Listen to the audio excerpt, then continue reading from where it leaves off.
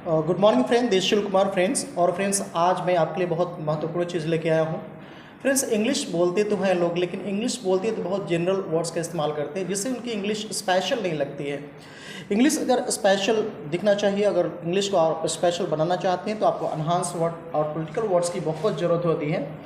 अगर हम simple speaker बन के रह जाते हैं तो आपकी इंग्लिश का मतलब कुछ नहीं बनता है। अगर आप हाई लेवल पे जाते हैं तो इंग्लिश में आपके जो पॉलिटिकल वर्ड्स होती हैं बहुत हेल्प करते हैं इंग्लिश बोलने में। अगर आप पॉलिटिशियन से मिलते हैं या किसी लीडर से मिलते हैं या आप किसी न्यूज़ एंकर से मिलते हैं या इंटरव्यू क्वालिफाई करने के लिए जाते हैं तो उसमें पॉलिटिकल वर्ड्स और एडवांस इंग्लिश वर्ड का होना बहुत ज़रूरी होता है।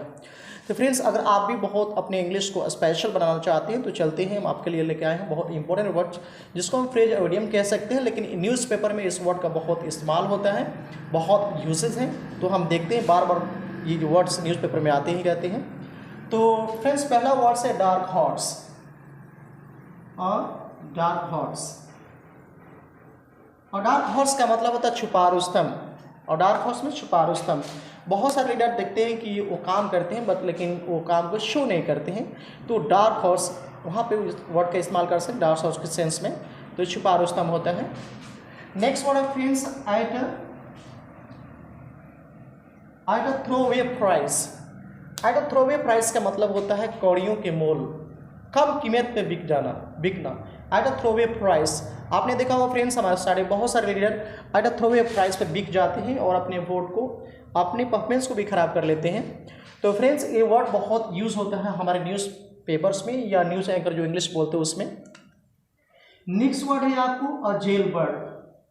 जेल बर्ड का मतलब होता है बार बार जेल जाने वाला अपराधी। जो अपराधी बार बार क्राइम करके जेल जाता है उसको हम कहते हैं इंग्लिश में जेल वर्ड। लेकिन जनरल वर्ड्स में जाएंगे तो बहुत सिंपल सा वर्ड हो जाएगा क्रिमिनल्स अंडरस्टैंड्स, बट ये वर्ड्स बहुत स्पेशल होता है हमारे न्यूज़ रीडिंग क्लासमेट्स। नेक्स्ट आपको वर्ड है फ्रेंड्स, आपको लेके चलते हैं यहाँ पे anti social elements. Anti social elements का मतलब होता है असामाजिक तत्व। हमारे समाज में बहुत लोग ऐसे भी लोग सोसाइटी में होते हैं जो कि हमारे समाज से हट के काम करते हैं, जो कि हमको क्षति पहुंचाते हैं, तो उनको हम कह सकते हैं एंटी सोशल एलिमेंट्स, असामाजिक तत्व। नेक्स्ट वर्ड है फ्रेंड्स आपको eight a times.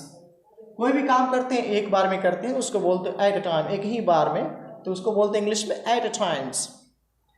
Next word है friends an old war horse. An old war horse इसका मतलब होता है बुढ़ा दिग्गज नेता। हमारे सोसाइटी में, हमारे कंट्री में से बहुत सारे लीडर ऐसे हैं कि ओल्ड हो गए हैं लेकिन उनका एक्सपीरियंस बहुत ज़्यादा है, अपने क्षेत्र में बहुत ज़्यादा काम करते हैं वो, राइट, तो उन्हीं को बोलते हैं बुढ़ा दिग्गज नेता। उसको इंग्लिश में बोलेंगे an old war horse. Next word है फ्रेंड्स आपको attempt to murder. Attempt to murder, attempt से प्रयास करना, हत्या का प्रयास करना। मर्डर मीन्स हत्या, अटेम्प्ट टू मर्डर मीन्स हत्या का प्रयास करना। नेक्स्ट वर्ड है फ्रेंड्स आपको माइलस्टोन्स। माइलस्टोन मीन्स होता है सफलता के निशाने, राइट। वही सिंपल आप जाएंगे तो सिंबल ऑफ सक्सेस बोल सकते हैं, लेकिन अगर आप स्पेशल वर्ड इस्तेमाल करना चाहते हैं, अपने इंग्लिश को स्पेशल बनाना चाहते हैं तो आप उस जगह पे यूज़ करते हैं माइलस्टोन, सफलता के निशाने। नेक्स्ट वर्ड है friends a turning point. A turning points, और टर्निंग पॉइंट्स में होता है रुख बदलने वाला बिंदु। आपने देखा बहुत लोग अपनी बातों को बदल लेते हैं, या तो टर्न हो जाते हैं, या तो लीडर्स भी वहाँ से अपने बात को रखते हैं और टर्न हो जाते हैं, तो उसको बोलते हैं रुख बदलने वाला बिंदु और टर्निंग पॉइंट्स। नेक्स्ट पॉइंट है अ बिग गन। ऐसे तो देखने से लगता है अ बिग गन बहुत बड़ा गन की बात हो रही है, लेकिन ऐसा नहीं है फ्रेंड्स। ये हमारे पॉलिटिक्स वर्ड में इसका यूज़ होता है, न्यूज़पेपर में बहुत फेमस वर्ड है ये, और इसको बोलते हैं बिग गन का मतलब प्रसिद्ध व्यक्ति या प्रभावशाली व्यक्ति कह सकते हैं, जो अपने प्रभाव को रखता है, यानी प्रभावशाली व्यक्ति। उसी तरीके से साइड में मैंने वर्ड से लिखा है फ्रेंड्स, आप देख सकते हैं $64 क्वेश्चंस। $64 क्वेश्चंस, ऐसा प्रश्न जिसका उत्तर कठिन हो, महत्वपूर्ण प्रश्न होते हैं, उसको इंग्लिश में बोलते हैं $64 क्वेश्चंस। फ्रेंड्स ये इतना मतलब टफ लग रहा है कि अगर नहीं याद करेंगे, अगर आप इसका इस्तेमाल करते हैं तो आपकी इंग्लिश स्पेशल लगेगी और न्यूज़ एंकर से आप बड़े बड़े लोगों से बात कर सकते हैं। Next arm to the teeth. Arm to the teeth इसका मतलब होता है आर्म टू मीन्स हथियार से लैश। देखते हैं कि सोल्जर्स बॉर्डर पर जाते हैं तो हथियार से लैस होती हैं, अपना जो भी काम करते हैं उनके साथ हथियार होता है, या युद्ध में जाते हैं कहीं पे भी। तो फ्रेंड्स इसका मतलब होता है arm to the teeth. Next one है big big. Big big means होता है प्रसिद्ध व्यक्ति। जितने भी फेमस लोग हैं आप जनरल वर्ड में आप इस्तेमाल कर सकते हैं, यूज़ कर सकते हैं और फेमस, लेकिन ये न्यूज़पेपर वर्ड्स में उसको बोलते हैं बिग बिग। तो फ्रेंड्स ये टफ हो जाता है समझना बिग बिग का मतलब क्या होता है, तो मैं आपके लिए लेके आया हूँ, बहुत स्पेशल वर्ड्स है। नेक्स्ट वर्ड है आपको बस्ट गैस शेल। इसका मतलब होता है आंसू गैस छोड़ना। आपने देखा होगा कि बहुत जगह स्ट्राइक्स होती हैं, धरना दिए जाते हैं, तो वहाँ पे सोल्जर्स आते हैं और अपने कॉप्स आते हैं और वो अपना आंसू गैस छोड़ते हैं उस भीड़ को हटाने के लिए। तो इसको इंग्लिश में बोलना होगा कि आंसू गैस छोड़ना का इंग्लिश क्या होगा, तो बस्ट गैस शेल। नेक्स्ट होगा ब्रेक थ्रू।